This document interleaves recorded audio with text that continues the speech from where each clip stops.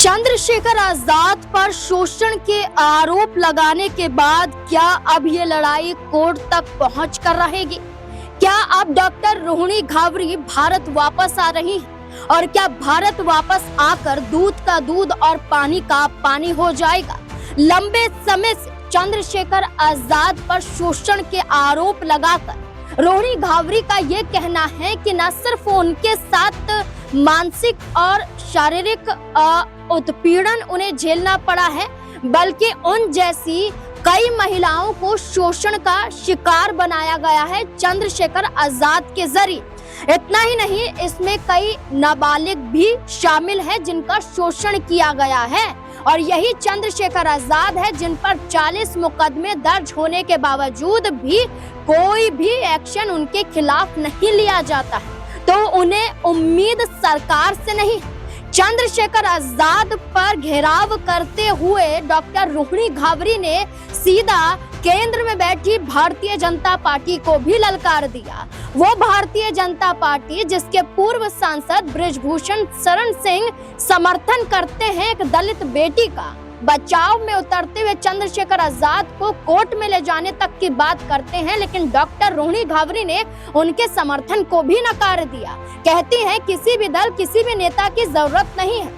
लेकिन क्या जो बात चंद्रशेखर आजाद कह रहे थे कि जब तक कोर्ट में मामला नहीं जाएगा, जब तक मैं कुछ भी नहीं कहूंगा, महिला सम्मान की बात है, तो चंद्रशेखर आजाद ने जिन महिला सम्मान का जिक्र करते हुए कोर्ट में अपनी चुप्पी तोड़ने और सबूत पेश करने के लिए एक बड़ी चुनौती डॉक्टर रोहिणी घावरी को दे डाली, तो क्या डॉक्टर रोहिणी घावरी को भी यही लग रहा है कि चंद्रशेखर आजाद ने तो मुहिम छेड़ दी है, तो क्या वो जीत जाएंगे? और उन्हें क्या जीतने नहीं देना है तो भारत आना ही पड़ेगा। देखिए, सोशल मीडिया पर डॉक्टर रोहिणी घावरी के जरिए बीते दिनों एक बड़ा पोस्ट किया गया कि चलिए एक नए सफर के लिए मैं निकल चुकी हूँ, गैस कीजिए मैं किस देश में जा रही हूँ। तो उनका कहना है कि आप ही बताइए कि मैं किस देश में जा रही हूँ। तो अनुमान लोगों का नजर आया, लोगों का कहना है कि क्या भारत वापस लौट रही हैं, क्या लड़ाई लड़ने आ रही हैं या चंद्रशेखर को जीतने नहीं देना चाहती हैं, क्योंकि पंचायत चुनाव के लिए भी चंद्रशेखर आजाद ने कमर कस ली है और आगामी विधानसभा चुनाव के लिए भी, क्योंकि प्रयागराज से लेकर तमाम मामलों में दलितों की आवाज उठा रहे हैं चंद्रशेखर आजाद। और अब डॉक्टर रोहिणी घावरी को ये बर्दाश्त नहीं हो रहा है, क्योंकि उनके समर्थक ये कह रहे हैं कि डॉक्टर रोहिणी घावरी जो आरोप लगा रही है वो निराधार है। लोगों का कहना है कि डॉक्टर रोहिणी घावरी सिर्फ अपने राजनीतिक फायदे के लिए या राजनीति में एंट्री करने के लिए ये आरोप लगा रही हैं। देखिए, जो पोस्ट उन्होंने बीते दिनों किया, एक और बड़ा पोस्ट सामने आता है जिसमें आपको बता दें डॉक्टर रोहिणी घावरी कई गंभीर आरोप यहाँ पर लगाती हुई नजर आती हैं। ये पोस्ट है डॉक्टर रोहिणी घावरी का, जिसमें वो लिखती हैं, जो चक्रव्यूह तूने और तेरे साथियों ने मेरे खिलाफ रचा है उसको खत्म अब मैं करूंगी। जितनी नीचता दिखानी थी कल तूने दिखा ली, अब देख तमाशा। तुझे मेरी झूठी ताकत पर घमंड है, मुझे मेरी ईमानदारी और संविधान पर विश्वास है। पूरा देश न्याय और सच्चाई के साथ खड़ा होगा। जल्द भारत आके ये लड़ाई लड़ूंगी। Women fight for justice hashtag के जरिए वो जस्टिस की बात करती हैं। लेकिन ये कहा जा रहा है कि अभी तक तो कह रही थी लोगों से कि आप अनुमान लगाइए, आप ये अनुमान लगाइए कि कैसे यहाँ पर मैं किस देश में जा रही हूँ। लेकिन अब ये सवाल उठते हैं कि अब तो आप खुलकर कह रही हैं कि मैं भारत लौट रही हूँ। तो भारत लौट रही हैं यानी कि आप अब कोर्ट भी जाएंगी, क्योंकि आपने यही कहा कि चंद्रशेखर आजाद पर एफआईआर दर्ज नहीं हो रही है, चंद्रशेखर आजाद पर कोई संज्ञान नहीं लिया जा रहा है। देखिए, जहां राज्य महिला आयोग की उपाध्यक्ष अपर्णा यादव ने कह दिया कि हम अपने स्तर पर जांच करेंगे, हमारे पास तक शिकायत आएगी, जांच होगी, लेकिन जांच के बाद जो भी फैसला होगा वो कोर्ट तले होगा। बिना कोर्ट की प्रक्रिया के तहत कोई भी फैसला नहीं सुना सकता है। लेकिन राज्य महिला आयोग की सदस्य मीनाक्षी भराला ने कहा कि चंद्रशेखर आजाद की सांसदी रद्द कर दो, चंद्रशेखर आजाद पर अन्य महिलाओं ने भी यही आरोप लगाए हैं। नगीना क्षेत्र में महिला नेत्रियों से पूछा, लेकिन इस पर भी अपर्णा यादव ने चुप्पी नहीं तोड़ी। मानो ये निजी राय है, निजी प्रतिक्रिया है, और इसी प्रतिक्रिया के साथ चंद्रशेखर आजाद की सांसदी रद्द करने तक की भी मांग की गई। लेकिन इस पूरे मामले पर राष्ट्रीय महिला आयोग की तरफ से कोई संज्ञान नहीं आया। देखिए, पश्चिम बंगाल में एक घटना घटती है। पश्चिम बंगाल में लॉ कॉलेज में एक फर्स्ट ईयर की छात्रा के साथ दुष्कर्म होता है, गैंग रेप होता है, और वहीं के पूर्व छात्र और सहयोगी छात्रों द्वारा किया जाता है। इसके बाद फौरन राष्ट्रीय महिला आयोग की टीम वहां पर पहुंच जाती है जिस जगह पर यह शोषण हुआ, और वहां इन्वेस्टिगेशन की जाती है। लेकिन कोर्ट के मामले के तहत राष्ट्रीय महिला आयोग के जो सदस्य हैं उन्हें रोका जाता है कि कोर्ट से नोटिस लेकर आइए और इसके बाद ही आपको आगे जाने दिया जाएगा।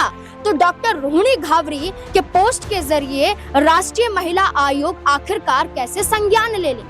अब राष्ट्रीय महिला आयोग ने चुप्पी नहीं तोड़ी, तो डॉक्टर रोहिणी घावरी ने प्रधानमंत्री से अपील कर डाली। कहती हैं कि मैंने शिकायत राष्ट्रीय महिला आयोग में दिल्ली पुलिस कमिश्नर को शिकायत दर्ज की।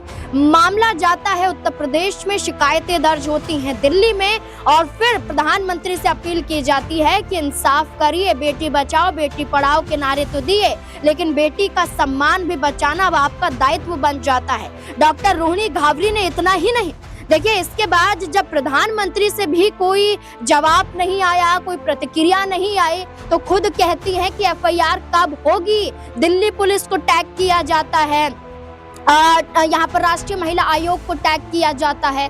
ये कहा जाता है कि सोशल मीडिया पर बैठकर आप घेर तो पूरी सरकार को रही हैं चंद्रशेखर आजाद के साथ साथ, और आप कहती हैं कि आपके साथ नाइंसाफी हो रही है। अब भारत की बात की है तो भारत लौटना ही पड़ेगा।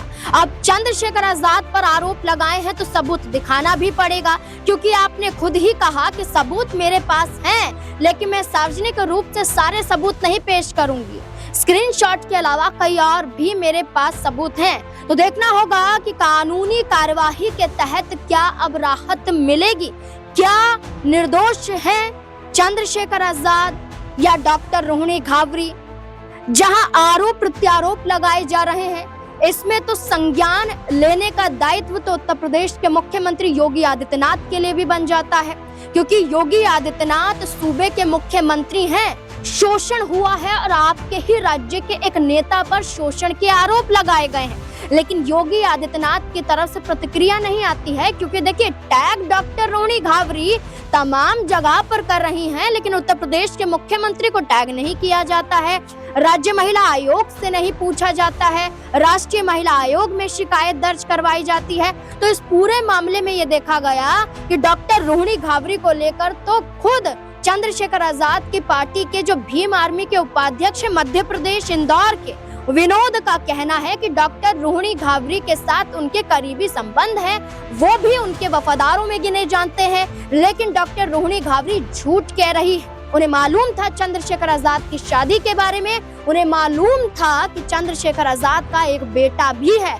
लेकिन उसके बावजूद उन्होंने कहा कि उन्होंने अपनी शादी छुपाई। जब सवाल दागे गए, जब सवाल पूछे गए, जब उन पर आरोप लगाए गए, तो उनका कहना था कि मैं तो तुमसे भी शादी करना चाहता था, क्योंकि बाबा साहेब ने भी 2 शादियां की थी। ऐसे इल्जाम लगाए गए। अब इन तमाम मुद्दों को लेकर यही सवाल उठते हैं कि आरोप प्रत्यारोप तो बहुत हो गया, अब आप भारत की बात कर रही हैं तो भारत आना ही पड़ेगा। अब देखना होगा कि वो कौन सा दिन होगा डॉक्टर रोहिणी घावरी का जिस दिन भारत में कदम रखेंगे, और अगली सुबह क्या कोर्ट में एक बड़ी कानूनी लड़ाई लड़ी जाएगी या फिर नहीं। इस पूरे मुद्दे को लेकर अब आपको क्या लगता है, अपनी राय कमेंट सेक्शन में जरूर दें। देखते रहें SPN9 न्यूज़। धन्यवाद।